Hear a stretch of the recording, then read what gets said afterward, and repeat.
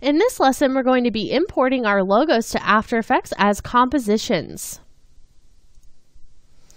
Okay, so I'm just in 04_begin in your project files, or you can just open up a blank After Effects project. We don't have anything in here yet.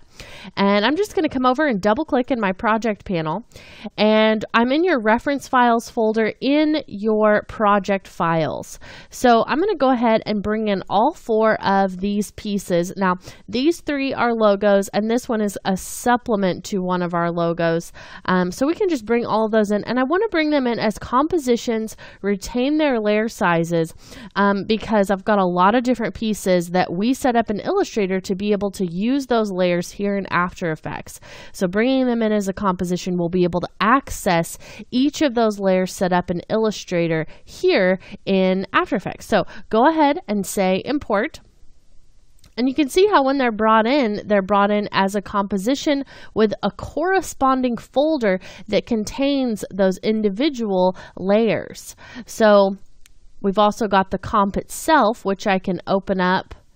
I'll turn that to a transparent background, and you can see all the different pieces are already here as layers. Okay, so let's get a little more organized over here in our project panel. I'm just going to right click and make a new folder, and we'll rename these. So we've got, we'll just make a folder for each one. So leash and bone main, deep dish main, and then we've also got the poppy shop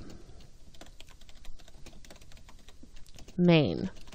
And the reason why I'm putting main is because it's going to be the main folder housing all of the comps, all of anything we import, anything we make related to that folder and that logo. So we'll go ahead and grab both of our city and deep dish, not deep dish main, just deep dish layers.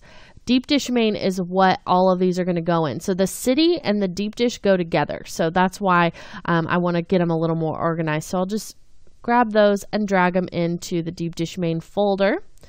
Now leash and bone is going to be a little bit easier because it's just a comp and it's layers to go into leash and bone main. And the same for the poppy shop comp and the poppy shop layers folder go into the poppy shop main folder. Okay, so now you can see much more organized in that way. And let's go ahead and get started with just one of these. I think probably the easiest one to start with is going to be the one that we worked on in Illustrator, which is the poppy shop. So if I just double click to open up the poppy shop comp, you can see that it was brought in with all of those layers in the order that we placed them and with the names that we gave them. And you can see how I have access to each one of those pieces. Okay, so I want to kind of get started with this one just by changing up a few things. So it brought in a comp with the artboard size, but I actually want to be working at a different size. So let's go to our composition settings, and I'm going to change this to 1280 by 720. So I'll unlock that aspect ratio and put 1280 by 720 in. And that's just going to give me an HD aspect ratio, which is going to work a lot better for what we're making here. So you can go ahead and say okay to that. And you can see how now it's honestly maybe a little bit too big, so we may need to scale it down a little bit, which is fine. So we could go ahead and you could select everything and scale it down, but that's going to create a little bit of a problem. So let me show you what happens. If I select everything and just scale it down, then we've got everything kind of scaled down based on the individual anchor points for each piece. So now it's not really lining up anymore. So I'm going to undo that. And what we can actually do is slightly different. So what I'll do is we will grab all of our different pieces and I'm going to pre-compose them. So I'll hit Control-Shift-C to open up that pre-comp, and we'll call this whole logo animation. And go ahead and say okay to that. And then that's been pre-comped and I can scale it down. Now you may say, oh no, the top and bottom are getting cut off. All we have to do is go in and choose our collapse transformations, and then that's going to come back. So we'll be able to see anything on the outside of that box. And then I can just continue to scale it down until I'm happy with its size.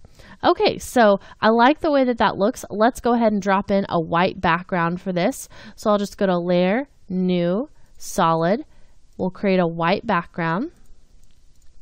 Place that behind our composition. And let's see, I want to get started with the animation here. So we'll go ahead and go into that whole logo animation comp. And I'm going to make this a little bit taller just so I can see the top of it. So we'll go into our composition settings and increase the height a little bit.